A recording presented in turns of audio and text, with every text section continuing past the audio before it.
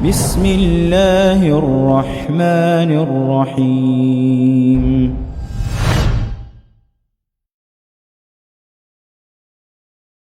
Bismillah. Assalamualaikum warahmatullahi wabarakatuh. Innal hamdalillah nahmaduhu wa nasta'inuhu wa nastaghfiruh wa na'udzu billahi min syururi anfusina was sayyiati a'malina. May yahdihillahu fala mudhillalah wa may yudlil fala hadiyalah. Asyhadu an la ilaha illallah wahdahu la syarikalah wa asyhadu anna Muhammadan abduhu wa rasuluh. Ya ayyuhalladzina amanu taqullaha haqqa tuqatih wa la tamutunna illa wa antum muslimun. Ya ayyuhan nasu taqu rabbakumul ladzi khalaqakum min nafsin wahidah wa khalaqa minha zawjaha wa batha minhuma rijalan katsiran wa nisaa'a wattaqullaha alladzi tasaaluna bihi wal arham innallaha kana 'alaikum raqiba. Ya ayyuhalladzina amanu taqullaha wa qulu qawlan sadida yuslih lakum a'malakum wa yaghfir lakum dzunubakum wa man yuti'illaha wa rasulahu faqad faza fawzan 'azima. Amma ba'd. Para pemirsa kaum muslimin dimanapun Anda berada, rahimani wa rahmatullah, puji syukur mari kita panjatkan kehadirat Allah Subhanahu wa taala atas segala nikmat dan karunia yang senantiasa Allah anugerahkan untuk kita semuanya, dan diantaranya pertemuan kita pada sore hari ini. Dalam lanjutan kajian kita terhadap kitab Aqidatu Ar-Rusyayin atau Aqidatu A'immati Ahlil Amsar atau Asl Sunnah wa I'tiqaduddin, kitab yang berisi tentang pokok-pokok akidah Ahlussunnah wal Jamaah yang merupakan akidah seluruh para tokoh-tokoh agama yang bermadzhab Ahlussunnah wal Jamaah, Thaifah al-Mansurah, dari para sahabat Nabi sallallahu alaihi wasallam yang bersumber dari Nabi sallallahu alaihi wasallam, para tabi'in, para tabi'ut tabi'in, yang disampaikan oleh Imam Ibnu Abi Hatim dari bapaknya Imam Abu Hatim dan juga dari Imam Abu Syur'ah Ar-Raziyun rahimahumullahu jami'an. Di mana pada sore hari ini kita sampai pada perkataan mu'alif rahimahullah, wal kiramul katibuna haqqun, dan para malaikat yang mencatat amal para hamba itu benar adanya. Di dalam risalah Asluddin ini, Aslusunnah wa I'tiqaduddin ini, maka mu'alif menyampaikan secara spesifik tentang salah satu dari wujud keimanan kepada para malaikat, yaitu iman kepada adanya para malaikat pencatat amal. Dan saya bawakan tema ini dalam bentuk yang lebih umum, yaitu beriman kepada malaikat, agar kita lebih mencakup, tidak sebatas kaitannya dengan para malaikat pencatat amal. Apa yang seharusnya kita imani terkait dengan iman kepada malaikat. Para pemirsa rahimani wa rahmatullah, dalam bahasan ini maka kita akan sampaikan beberapa poin penting. Yang pertama adalah tentang definisi mereka. Siapa yang dimaksud dengan al-malaikah? Al-malaikah itulah dari bahasa Arab, jamak dari malak, bentuk plural dari malak, yang itu diambil dari kata al-ulukah yang maknanya arisalah. Di al-malaikah itu kaitannya dengan arisalah, berarti ada makna utusan. Maka mereka adalah berposisi sebagai utusan-utusan Allah Subhanahu wa ta'ala.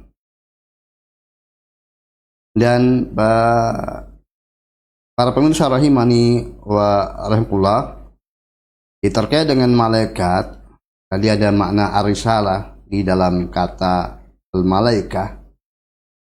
Mereka adalah makhluk Allah Ta'ala yang ada jisimnya, ada jasad yang bersifat nuroniyah.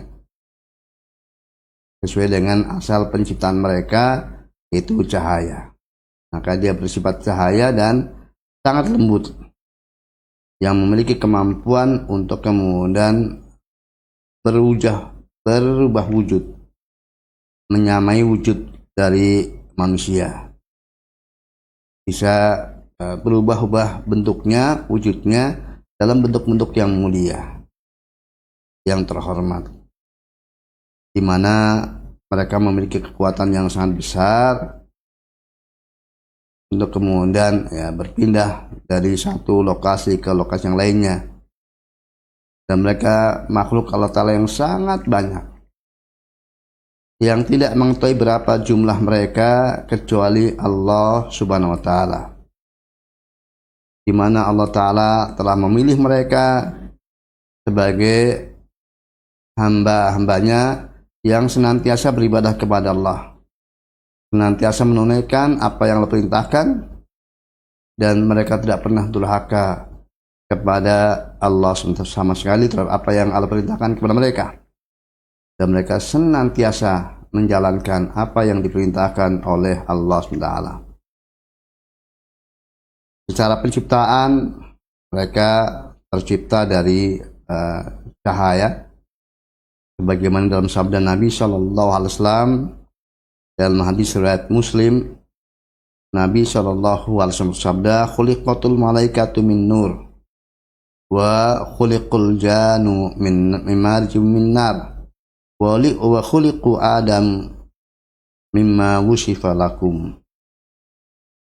Kata Nabi SAW bahwa malaikat diciptakan dari cahaya, sementara jin, setan diciptakan dari kilatan api, dan Adam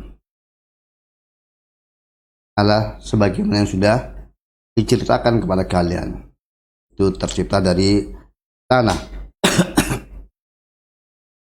Itu sekilas tentang pengertian malaikat, sedikit perkenalan dengan siapa yang dimaksud dengan malaikat. Kemudian poin yang kedua tentang kedudukan beriman kepada malaikat, bahwa beriman kepada malaikat memiliki kedudukan yang sangat tinggi karena ia merupakan salah satu rukun dari rukun-rukun iman, sebagaimana telah disampaikan oleh Nabi SAW dalam hadis Muslim, ketika Nabi SAW ditanya oleh Jibril alaihissalam tentang al-iman, maka belum jawab, al-imanu antu'mina billahi wa malaikatihi wa kutubihi wa rusulihi wal yawmil akhiri wa antu'mina bil qadari khairi wa syarri. Iman itu adalah engkau beriman kepada Allah, para malaikatnya, kitab-kitabnya, para rasulnya, hari akhir, dan engkau beriman kepada takdir Allah baik dan buruknya. Dan Allah Ta'ala menegaskan tentang keimanan kepada para malaikat, yang menunjukkan bahwasanya memiliki kedudukan yang sangat tinggi.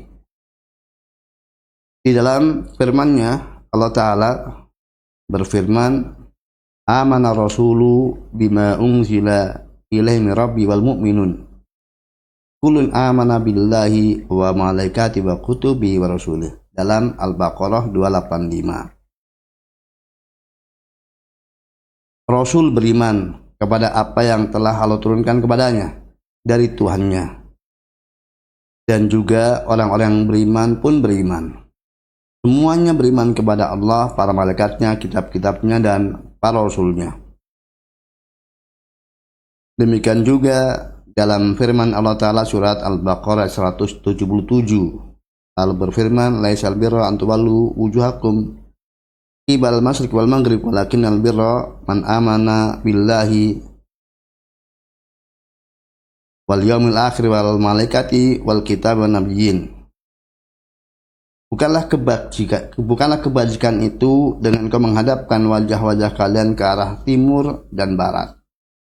Namun kebajikan itulah orang yang beriman kepada Allah, hari akhir, para malaikat, kitab-kitab, dan juga para nabi. Maka di sini sangat jelas Allah Ta'ala menyebutkan gandengan antara beriman kepada malaikat dengan beriman kepada Allah, beriman kepada Rasul, beriman kepada kitab-kitab, yang itu semuanya merupakan arkanul iman, rukun-rukun iman.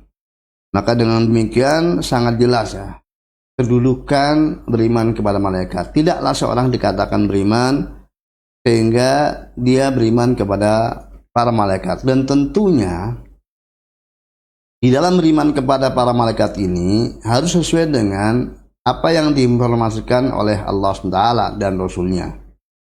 Karena malaikat adalah sesuatu yang gaib. Maka seorang tidak akan mengetahui perkara-perkara yang gaib kecuali mendapatkan informasi dari Allah Ta'ala yang ada dalam Al-Quran dan juga dari Rasulullah SAW dalam hadis-hadis sahihnya. Ya, itu poin yang kedua tentang kedudukan beriman kepada para malaikat.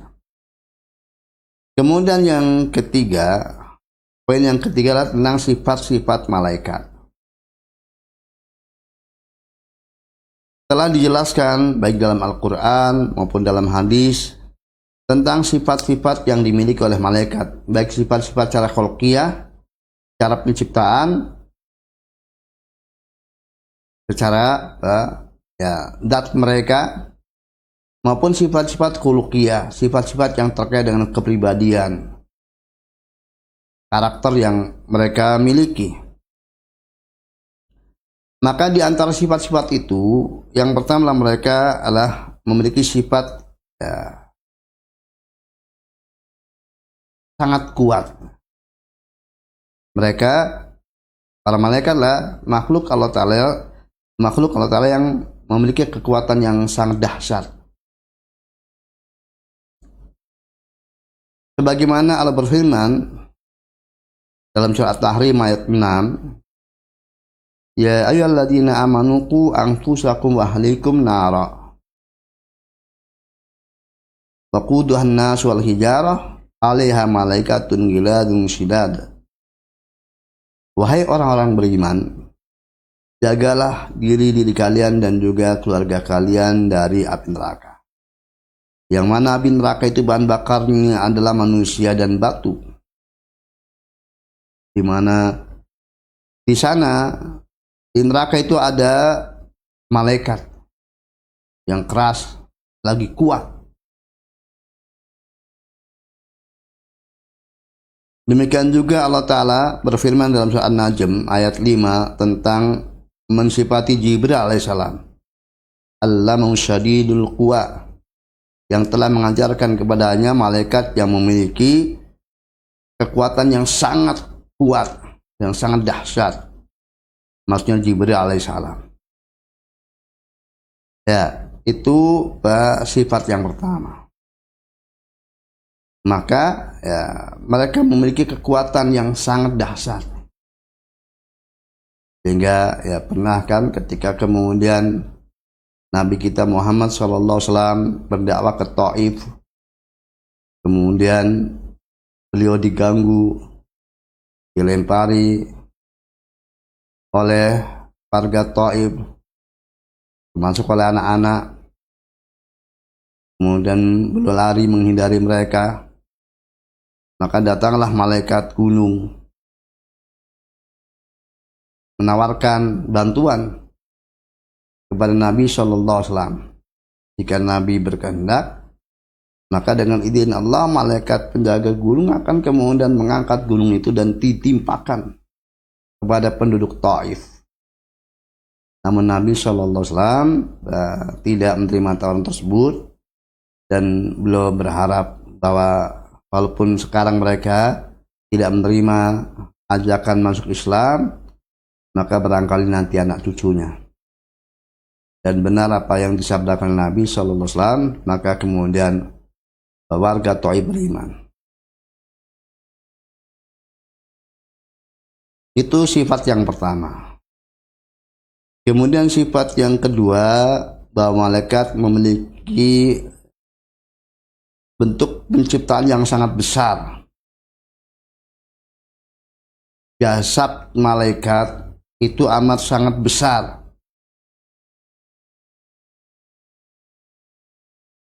Sebagaimana dalam firman Allah Ta'ala,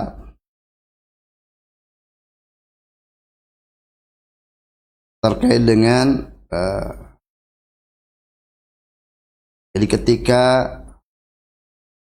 Aisyah radhiyallahu anha bertanya kepada Nabi SAW dalam hadis riwayat Muslim tentang firman Allah Ta'ala, walaqad ra'ahu bil ufuqil a'la, dan sungguh dia Nabi SAW telah melihat Jibril pada ufuk yang sangat tinggi. Walaqad ra'ahu bil ufuqil mubin, dan sungguh dia telah melihat pada ufuk yang sangat jelas, di ufuk dengan sangat jelas, dalam surat Takwir ayat 23. Maka dalam riwayat Imam Ahmad diceritakan bahwa Nabi SAW itu melihat bentuk asli dari Jibril alaihissalam, di mana Jibril alaihissalam itu memiliki 600 sayap. Dan setiap sayapnya itu memenuhi ufuk.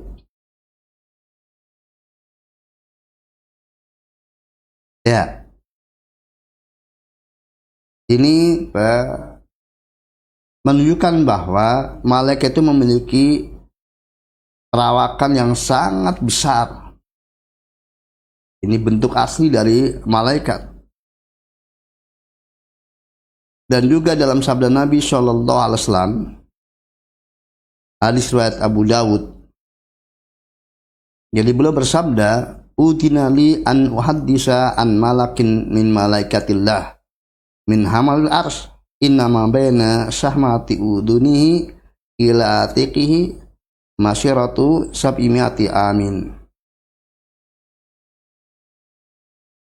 Ya, diizinkan bagiku untuk menceritakan tentang salah satu malaikat dari malaikat Allah Ta'ala, yaitu malaikat penyangga ars. Maka antara ujung telinganya sampai pundaknya itu sejauh perjalanan 700 tahun.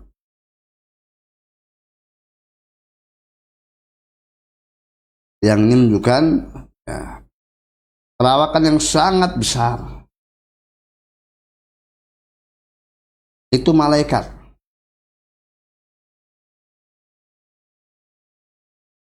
Yang harus kita amini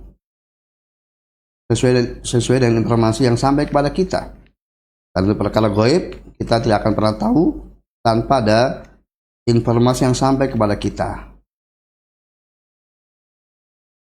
yang menunjukkan dengan fisik yang sangat besar sedemikian rupa dan juga kekuatan yang sangat dahsyat,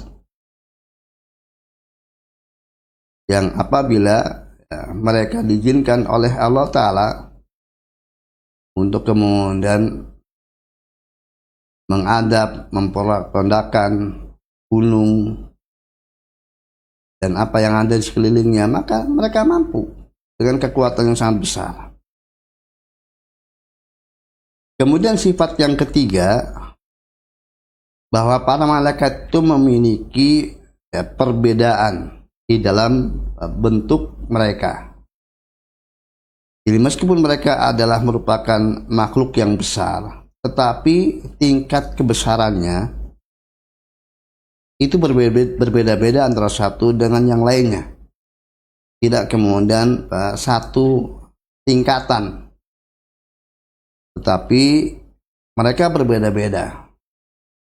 Maka di antara mereka ada yang memiliki 2 sayap, di antara mereka ada yang memiliki 3 sayap, Di antara mereka ada yang memiliki 4 sayap, dan di antara mereka ada yang memiliki 600 sayap. Dan jangan kita bayangkan seperti apa bentuk sayap mereka dan letak sayap mereka.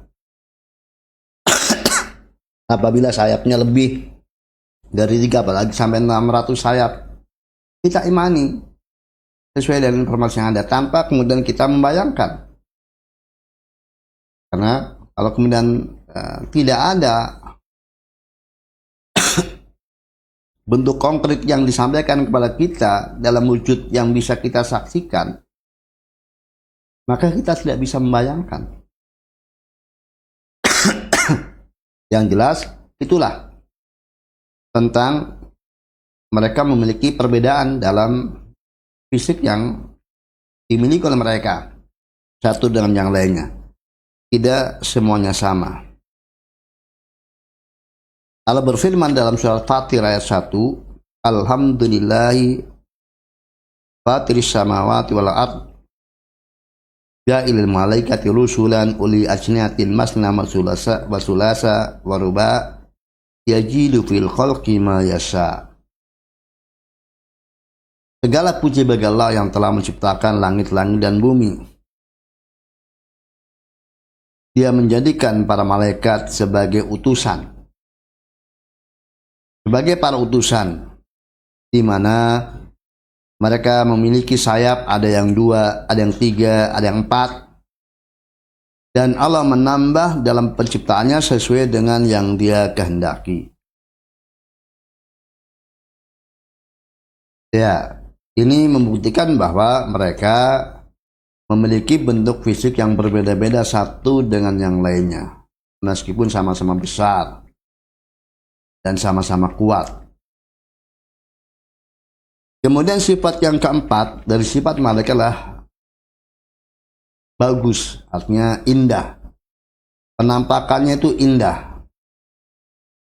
Al-jamal. Jadi indah dipandang. Itu penampakan malaikat.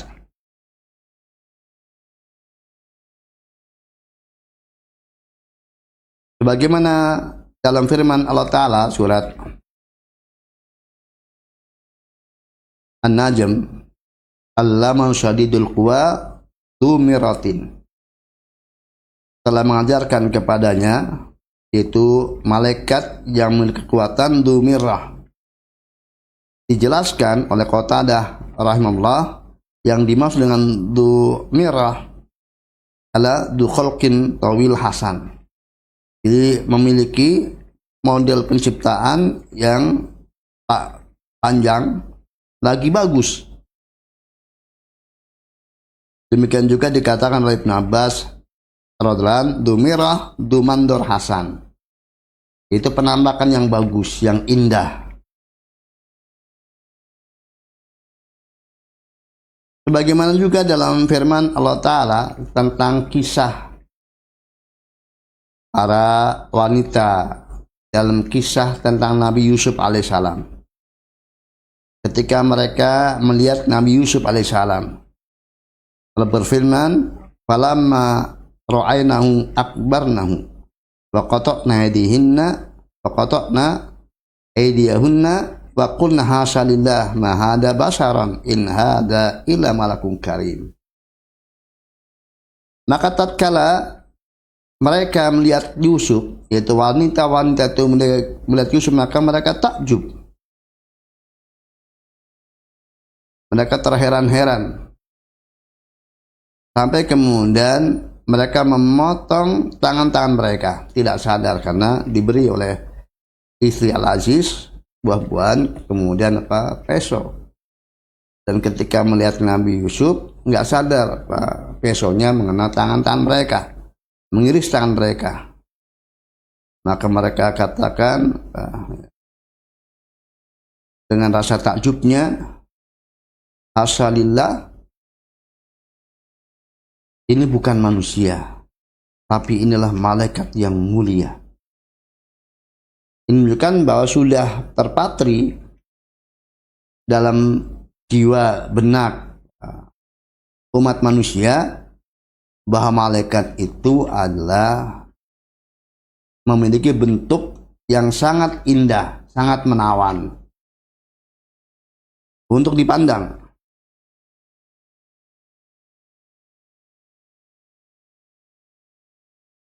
Maka ketika kemudian malaikat menampakkan diri dalam bentuk manusia, bukan dalam wujud aslinya, itu pun kemudian ya menampakkan dengan penampakan yang indah, bukan kemudian penampakan yang kucel, yang enggak menarik.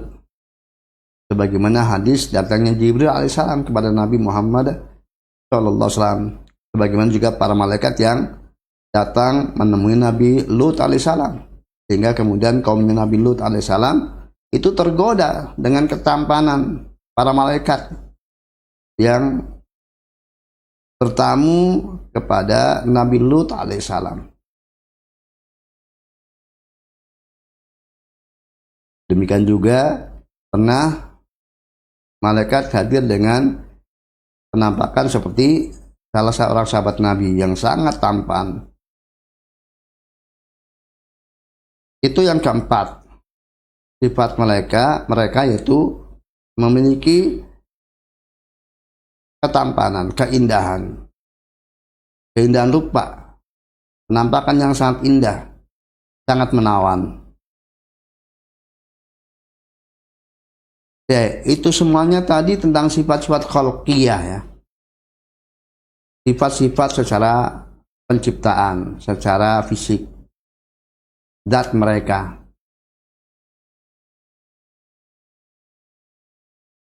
Kemudian sifat yang kelima, ini kaitannya dengan ya, kepribadian mereka. Bahwa mereka lah kiram bararah, mereka lah mulia lagi berbakti. Sebagaimana dalam firman Allah surat Abasa ayat 15 dan 16, Allah berfirman, bi'aidi safarah kiramin bararah, di tangan utusan-utusan, yaitu maksudnya para malaikat, yang mereka adalah yang mulia lagi berbakti. Ya, sifat kemuliaan dan sifat berbakti itu melekat pada diri para malaikat, menunjukkan kebaikan mereka. Mereka bukan makhluk yang jahat. Mereka bukan makhluk yang suka berbuat aniaya. Mereka bukan makhluk durjana. Mereka adalah makhluk yang sangat mulia dan sangat berbakti.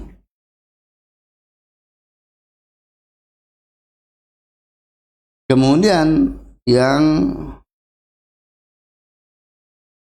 juga dalam surat Al-Infitor ayat 10-11, Allah berfirman, wa inna alaikum lahafidin kiraman katibin, dan sungguh ada pada kalian malaikat-malaikat yang menjaga. Mereka memiliki sifat yang mulia dan mereka mencatat amal kalian. Maka disifati di sini dengan kiraman, menunjukkan mereka adalah makhluk yang mulia, yang layak sunallah ma'amru wa yaf'aluna ma yu'marun, yang mereka tidak pernah durhaka kepada Allah Ta'ala, dan mereka senantiasa melakukan apa yang diperintahkan kepada mereka. Itu bukti dari barorohnya mereka, berbaktinya mereka, dan kiramnya mereka. Ya, itu beberapa sifat malaikat. Yang kelima, kemudian yang keenam adalah haya. Mereka punya sifat yang pemalu. Ya, karena al-haya adalah merupakan sifat kebaikan.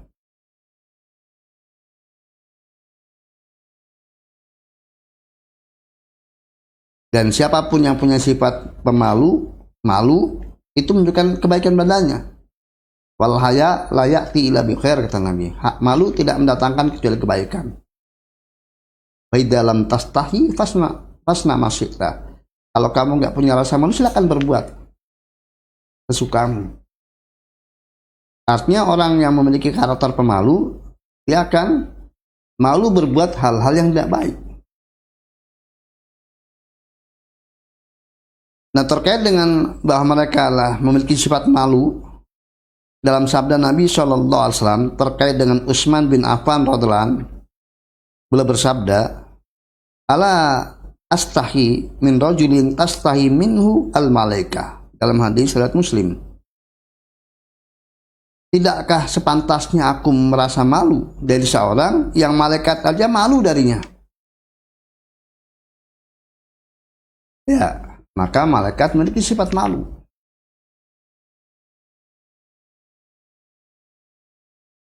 Maka mereka tidak pernah melakukan hal-hal yang memalukan. Karena sifat malu menjadi karakter mereka. Ya, itu 6 dari antara sifat-sifat malaikat dari poin yang ke-3. Selanjutnya poin yang ke-4, yaitu tentang khosois al-malaikah, kekhususan para malaikat. Para malaikat itu diciptakan oleh Allah Ta'ala sebagai hamba yang memiliki kekhususan yang tidak dimiliki oleh hamba-hamba yang lainnya. Ya, para malaikat adalah makhluk-makhluk Allah Ta'ala yang Allah jadikan mereka memiliki beberapa kekhususan yang tidak dimiliki pada umumnya oleh makhluk-makhluk yang lainnya. Nah, apa saja di antara kekhususan mereka? Yang pertama, bahwa tempat tinggal mereka adalah di atas. Jadi para malaikat adalah makhluk atas, makhluk yang tinggalnya di langit.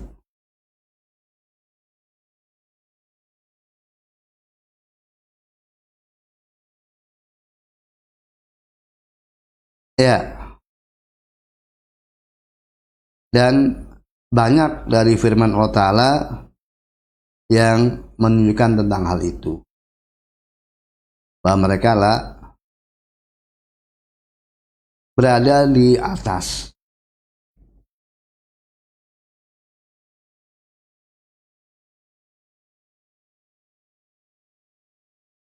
Di antaranya firman Allah Ta'ala dalam surah An-Nahl ayat 2, Allah berfirman, "Yunazilul malaikata birruh min amrihi ala man yasha min ibadi." Dan dia diturunkan para malaikat dengan pertolongan dari perintah Allah Ta'ala kepada siapa yang dikehendaki dari para malaikatnya. Jadi karena posisinya di atas, maka dikatakan malaikat turun. Karena memang tempat tinggal aslinya adalah di atas. Maka kadang mereka turun atas perintah Allah Subhanahu wa taala. Demikian juga dalam surah Az-Zumar ayat 75, Allah berfirman, "Fatal malaikata hafina min hal arsy yusabbihuna bihamdi rabbihim." Dan engkau lihat para malaikat, mereka mengelilingi sekitar ars, mereka bertasbih dengan memuji Rabb mereka. Dan ars itu letaknya di atas. Maka yang di sekeliling ars, otomatis mereka di atas.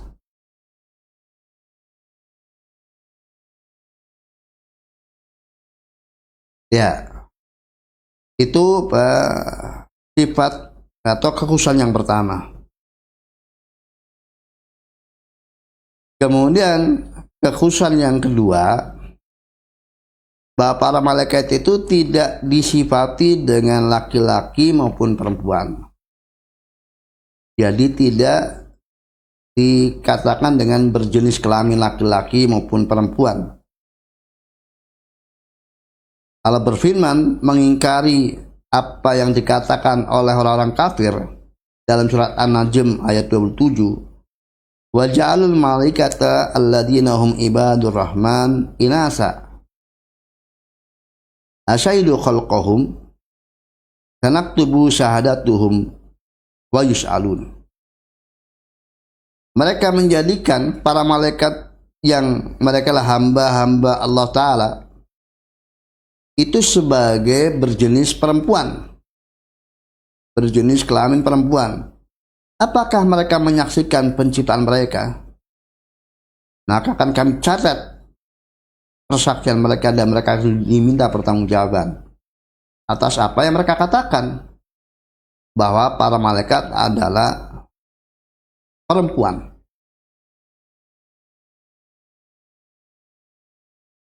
Demikian juga dalam surat Az-Zukhruf ayat 19. Kemudian dalam surat An-Najm ayat 27 Allah berfirman, innal ladina la yu'minuna bil akhirati la yusammunal malaikata tasmiyatal unsa.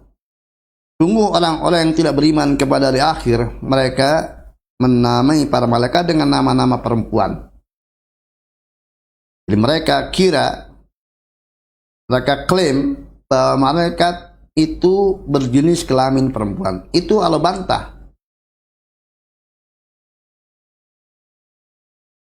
Maka tidak disyaratkan kepada para malaikat sebagai berjenis kelamin perempuan atau laki-laki. Meskipun khitab tentang malaikat itu dengan mudzakkar. Didudukan kalau menceritakan nama malaikat dengan khitab mudzakkar. Baik dalam hadis maupun dalam ayat maupun dalam hadis Nabi SAW. Tapi tidak menjasimkan bahwa para malaikat berjenis kelamin baik laki-laki maupun perempuan. Bahkan Allah telah membantah mereka yang menjasimkan bahwa malaikat adalah berjenis kelamin perempuan. Kemudian kekhususan yang ketiga, bahwa para malaikat itu terjaga dari dosa dan maksiat. Mereka adalah makhluk yang tidak berdosa, tidak bermaksiat. Allah berfirman dalam surah At-Tahrim ayat 6, la ya'sunallaha ma amarahum wa yaf'aluna ma yu'marun. Mereka para malaikat tidak durhaka kepada Allah, tidak membangkang, tidak mendurhakai Allah Ta'ala terhadap apa yang Allah perintahkan kepada mereka. Dan mereka senantiasa mengerjakan apa yang diperintahkan kepada mereka. Demikian juga dalam surah Al-Anbiya ayat 27 Allah berfirman, la yasbiquna bil qawli wa hum bi amri ya'malun. Mereka tidak pernah mendahului Allah dengan perkataannya. Dan mereka senantiasa melaksanakan perintah Allah Ta'ala, menjalankan perintah Allah Ta'ala. Ya, itu kekhususan yang ketiga. Para malaikat adalah hamba-hamba Allah Ta'ala yang tidak pernah berdosa sama sekali. Senantiasa patuh kepada Allah Ta'ala, mengabdi kepada Allah Ta'ala dengan sepenuhnya. Tanpa ada kecenderungan untuk kemudian durhaka kepada Allah Ta'ala, tanpa ada keinginan untuk durhaka kepada Allah Ta'ala. Kemudian kekhususan yang keempat, bahwa mereka itu tidak bosan, tidak lelah, dan letih untuk senantiasa beribadah kepada Allah Ta'ala. Mereka nggak ada bosan-bosannya, nggak ada lelah-lelahnya, nggak ada letih-letihnya, nggak ada capek-capeknya dalam beribadah kepada Allah Ta'ala terus menerus tanpa ada lelah, letih, bosan dalam menjalankan ibadah kepada Allah Ta'ala. Allah berfirman dalam surat Al-Anbiya ayat 19 dan ayat yang ke-20, wa man indahu la yastakbiruna an ibadatihi wa la yastakhsirun yusabbihuna al-laila wan nahara la yafturun.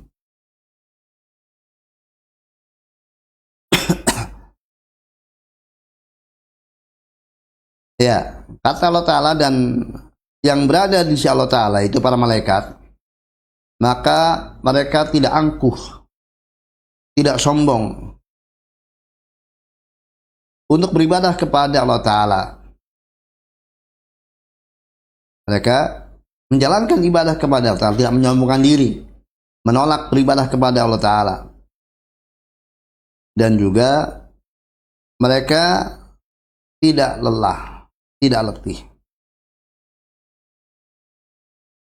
Mereka senantiasa bertasbih malam dan siang, tidak ada bosan-bosannya, tidak ada futurnya, tidak ada lemah-lemahnya.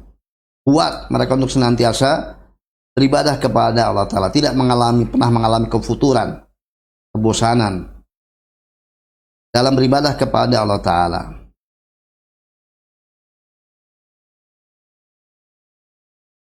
Demikian juga dalam Fussilat ayat 38, Allah berfirman, "Wa nistakbaru falladina inda rabbika yusabbihuna lahu bil laili wan nahar wa hum la yas'amun." Maka apabila mereka sombong dari beribadah kepada Allah Ta'ala, ya, orang-orang kafir, maka sesungguhnya yang berada di sisi Tuhanmu, yaitu para malaikat, mereka senantiasa bertasbih malam dan siang, dan mereka tidak pernah bosan. Mereka tidak pernah bosan. Terus menerus beribadah kepada Allah Subhanahu wa Ta'ala. Nah, itu diantara kekhususan para malaikat yang tidak dimiliki oleh hamba-hamba yang lainnya, jin maupun manusia. Kemudian poin yang kelima tentang tugas-tugas dari para malaikat. Para pemirsa rahimani wa rahmatullah, para malaikat mendapatkan tugas-tugas dari Allah Ta'ala dengan perbedaan tugas satu dengan yang lainnya.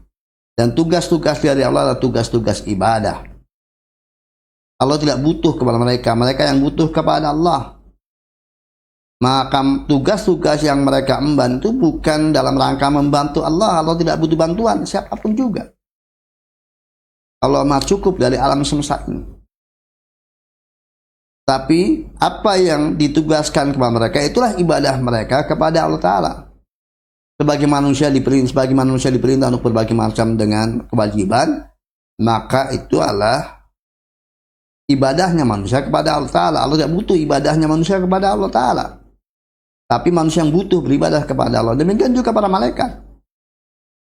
Maka tugas-tugas yang Allah bebankan kepada mereka itu ibadahnya mereka kepada Allah Subhanahu wa Ta'ala. Nah, di antara tugas-tugas yang Allah embankan kepada para malaikat, ada yang pertama, bertugas untuk menyampaikan wahyu dari Allah Ta'ala, ya, untuk disampaikan kepada para Rasul Allah Ta'ala alaihi wassalatu wassalam. Sebagaimana Allah berfirman tentang, dan itu diemban oleh Jibril alaihissalam, bertugas menyampaikan wahyu, mengantarkan wahyu dari Allah Ta'ala, firman Allah Ta'ala untuk disampaikan kepada para Rasulnya. Allah berfirman dalam surah Asy-Syu'ara ayat 193 sampai 195, "Nazzala bihi ruhul amin ala qalbika litakuna minal mundirin bilisanin arabiyyin mubin." Membawa turun Al-Quran Ar-Ruhul Amin, yaitu Jibril alaihissalam, ke dalam hatimu untuk supaya kamu menjadi orang yang memberikan peringatan. Dan Al-Quran itu adalah dengan bahasa Arab yang sangat jelas. Maka malaikat Jibril itu bertugas untuk mengantarkan wahyu. Firman Allah Ta'ala diperdengarkan kepada Jibril, lalu kemudian disampaikan kepada utusan Allah SWT yang Allah pilih. Kemudian yang kedua, tugas yang kedua di antara mereka ada yang bertugas terkait dengan hujan dan tanaman, yang itu dibebankan kepada Mikail alaihissalam. Ya, dan Allah sebut tentang nama Mikail dalam Al-Baqarah 98, "Man kana man kana lillahi wa malaikatihi wa rusuli wa jibril wa mikala fa innallaha aduwwul kafirin. Barang siapa yang dia memusuhi Allah Ta'ala dan para malaikatnya serta para rasulnya dan memusuhi Jibril dan Mikail, maka sungguh Allah lah musuh bagi orang-orang kafir. Maka Jibril, Mikail itu memiliki kedudukan yang sangat tinggi.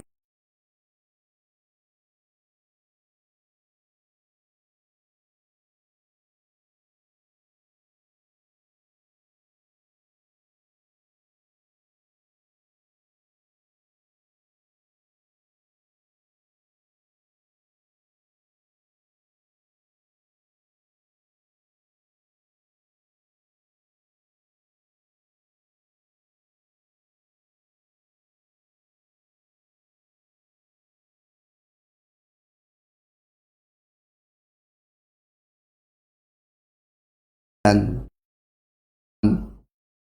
kemudian Israfil itu bertugas dengan kaitannya dengan meniup sangkakala, dan semuanya lah malaikat yang terkait dengan kehidupan.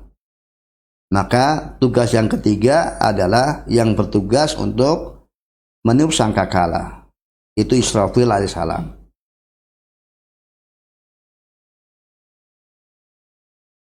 Ya, bahwa Israfil itu bertugas untuk meniup sangkakala. Yang setelah ditiupnya sangkakala yang kedua, maka manusia kembali hidup. Ruh kembali kepada jasad manusia setelah bangkit dari kubur. Maka kembalilah manusia hidup lengkap dengan jasad dan ruhnya. Setelah sebelumnya mati, mereka dikubur. Kemudian bangkit dari kubur dan ruhnya kembali ke jasad mereka masing-masing. Mereka hidup untuk menghadap kepada Allah Ta'ala, mempertanggungjawabkan apa yang telah diperbuat oleh mereka selama di dunia.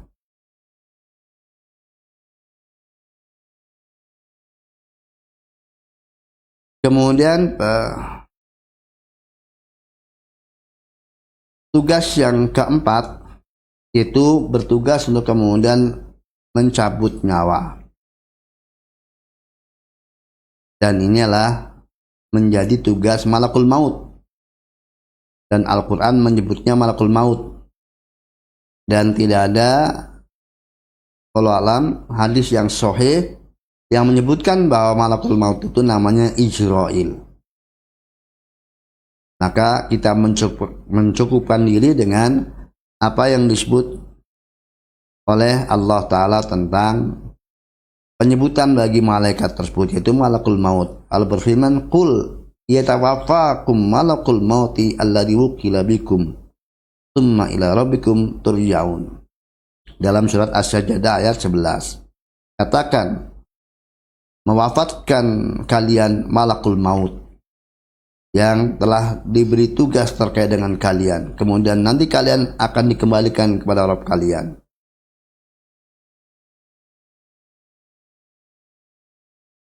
Kemudian tugas yang kelima yaitu malaikat yang bertugas terkait dengan rahim. Termasuk diantaranya adalah mencatat janin yang ada di dalam rahim. Ya, sebagaimana dalam hadis Ibnu Mas'ud radhiyallahu anhu terkait dengan kisah kronologis penciptaan janin.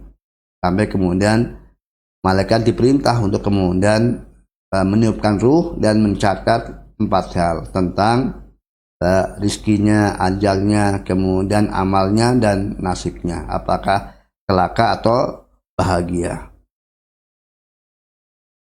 Kemudian tugas yang keenam, di antara tugas mereka adalah mengemban ars. Allah berfirman dalam surat Ghafir ayat 7, surah Al-Mu'min ayat 7, "Alladzina yahmiluna al-arsha wa man hawlahu yusabbihuna bihamdi rabbihim wa yu'minuna bi wa yastaghfiruna lilladzina amanu. Malaikat yang mengemban ars dan yang berada di sekelilingnya, mereka senantiasa bertasbih memuji Tuhan mereka.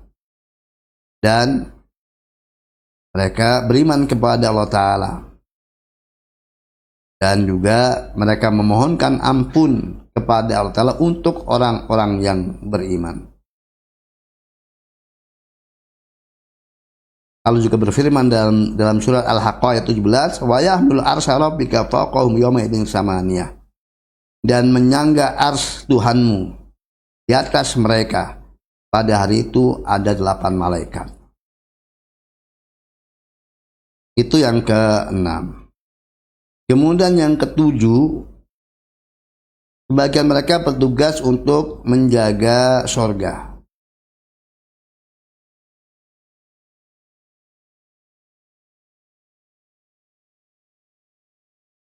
Allah berfirman dalam surat Az-Zumar ayat 63, wasiqal ladzina taqaw rabbahum ilal jannati zumara hatta idza ja'uha wa futiyat abwabuha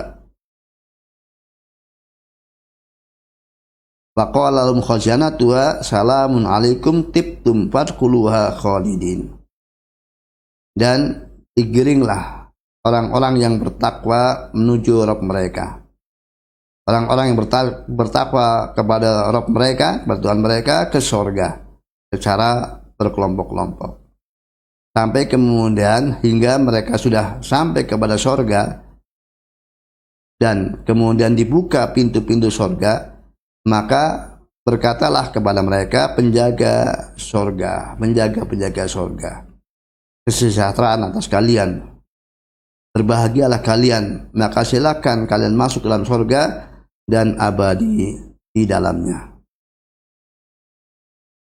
Kemudian yang ke-8, tugas yang ke-8 di antara mereka bertugas untuk mencatat amal hamba.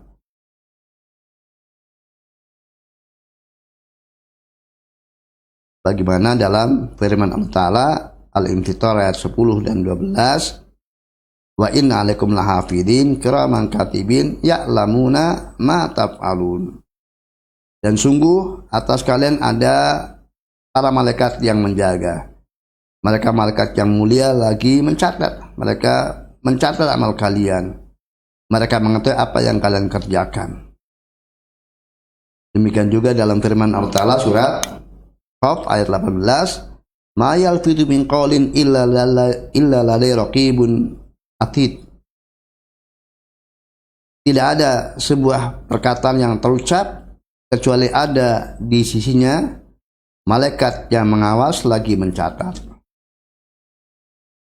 Maka malaikat yang di sebelah kanan itu mencatat apa yang baik yang dikerjakan, malaikat yang di sebelah kiri mencatat hal-hal yang buruk yang dikerjakan oleh seorang hamba. Ya, nah itulah para pemirsa rahimani wa rahmatullah, beberapa terkait dengan tugas para malaikat. Nah, poin yang terakhir, apa hasil atau buah yang kemudian menjadi pengaruh dari setelah kita mendengar tentang informasi tentang malaikat, beriman kepada malaikat itu apa dampaknya bagi seorang hamba? Nah, setidaknya seorang hamba yang beriman kepada para malaikat, maka dia senantiasa merasa diawasi. Bahwa di sana ada malaikat yang mencatat amalnya. Yang dia juga merasa malu kepada para malaikat, mempertontonkan perbuatan buruk, yang kemudian nanti malaikat mencatatnya. Di samping bahwa informasi semuanya tadi adalah menumbuhkan pengagungan kepada Allah Ta'ala yang telah menciptakan mereka semua. Maka itu yang paling pokok, menghasilkan pengagungan kepada Allah dengan seagung-agungnya. Ketika kita mengetahui bahwasanya Di atas sana ada makhluk Allah Ta'ala yang tak terhingga jumlahnya, hanya Allah Ta'ala yang mengetahuinya, dengan sekian banyak kemuliaan dan keagungan yang dimiliki oleh makhluk Allah tersebut. Maka bagaimana lagi dengan yang menciptakannya? Maka itu melahirkan kecintaan kepada Allah dan pengagungan kepada Allah, rasa takut pula kepada Allah Ta'ala.